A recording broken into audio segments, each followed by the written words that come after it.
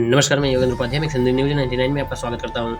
आरती छोटू case में आया नया मोड़, सारी हदें पार करने वाले आरती जाने आरती और छोटू की प्रेम कहानी की हकीकत। बिहार के अररिया जिले में रानीगंज थाना क्षेत्र में आरती और छोटू की प्रेम कहानी के चलते एक युवक छोटू यादव की हत्या का मामला चर्चा का विषय बना हुआ है। लड़के की हत्या का आरोप लड़की के परिवार वालों पर मीडिया रिपोर्ट के अनुसार बताया जा रहा है कि उन्होंने लड़के को धोखे से बुलाकर मार डाला। वारदात को लेकर हैरानगी इसलिए बताई जा रही है क्योंकि लड़की मृत युवक छोटू यादव से 2 साल से मिली भी नहीं थी और कथित रूप से उसकी विधवा बनकर उसी के घर में रह रही है। आरती का कहना है कि लड़के का घर ही उसका ससुराल है। उसका दावा है कि मृतक के माँ बाप अब उसे अपना बेटा मानते हैं।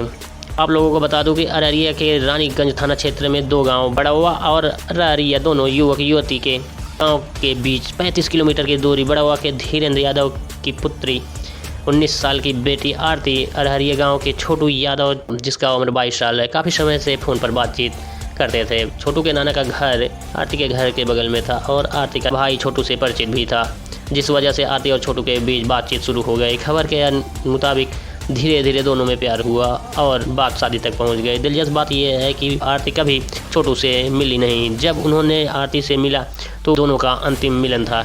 धोखे से बुलाकर छोटू को मार डाला। आरती ने मीडिया से बातचीत में कहा कि उनके परिवार दोनों के संबंध की बात पता चल गई थी। पहले घर वालों ने इसका काफ़ी विरोध किया, फिर बीते 5 जुलाई को कहा कि दोनों की शादी कराएंगे, लेकिन पहले छोटू को बात करने के लिए घर बुलाओ। इस पर आरती ने छोटू को फ़ोन कर घर बुला लिया। जब छोटू आरती के घर पहुंचा तो छोटू के भाई ने उसे एक कमरे में बंद कर लिया। आरोप है कि उनके बाद आरती का भाई, पिता और जीजा उसे पीटने लगे। इस दौरान मीडिया रिपोर्ट के मुताबिक इसी बीच किसी तरह आरती ने छोटू की बहन को फ़ोन कर पूरी घटना बता दी। अगले दिन सुबह छोटू के गांव के काफ़ी लोग आरती के गांव में जाकर उसके घर के बाहर इकट्ठा हो गए। इतनी भीड़ देखकर आरती के घर वाले घबरा गए। इसी बीच गुस्साए गाँव वालों ने दरवाज़ा तोड़कर घर में घुस गए। उन्हें देखकर आरती के घर वाले पीछे से निकल कर भाग गए। वहाँ मौजूद रहे कुछ लोगों ने बताया कि आरती के घर वालों ने छोटू के नाखून तक उखाड़ लिए थे। उनके हाथ पैर टूटे थे और जिस्म पर जलने का निशान था। रिपोर्ट के मुताबिक वहां फर्श पर एक बिजली का नंगा तार भी नजर आया। इसके बाद छोटू को उठाकर अस्पताल पहुंचाया गया। वहां डॉक्टरों ने उसे मृत घोषित कर दिया। इस दौरान आरती छोटू के शव के पीछे पीछे अस्पताल तक पहुंच गए। उसने लोगों को बताया कि उनके भाई, पिता और जीजा ने छोटू की हत्या की है। इसके बाद पुलिस ने आरोपी को गिरफ्तार कर लिया। हालांकि आरती का जीजा फरार है। आरती का वो फैसला जिसने लोगों को हैरान कर दिया।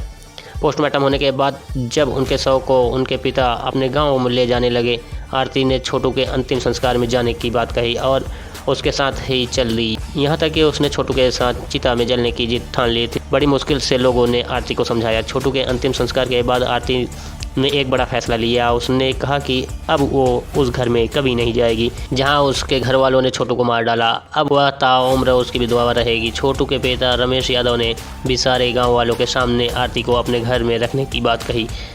उसके बाद छोटू के पिता आरती को लेकर प्राइवेट नर्सिंग होम गए। वहां उनका इलाज करवाया और इलाज करवाने के बाद रमेश आरती को अपने घर ले गए। सुप्रीम कोर्ट तक जाएगी आरती। छोटू की प्रेम कहानी अजीब मोड़ ले लिया है। छोटू के हत्या के बाद आरती पूरी तरह बौखला गई है। उसको बार बार कई परेशानियों का सामना करना पड़ रहा है। आरती ने छोटू को न्याय दिलवाने का संकल्प ले रखी है। आरती कई बार कह चुकी है कि छोटू के हत्यारे और आरती के परिवार को जेल की चक्की और छोटू के मौत का खामियाजा भुगतना पड़ेगा। आरती छोटू को न्याय दिलाने के लिए हाई कोर्ट से लेकर सुप्रीम कोर्ट का दरवाज़ा खटखटाएगी। आप देख रहे थे मिक्स हिंदी न्यूज़ 99।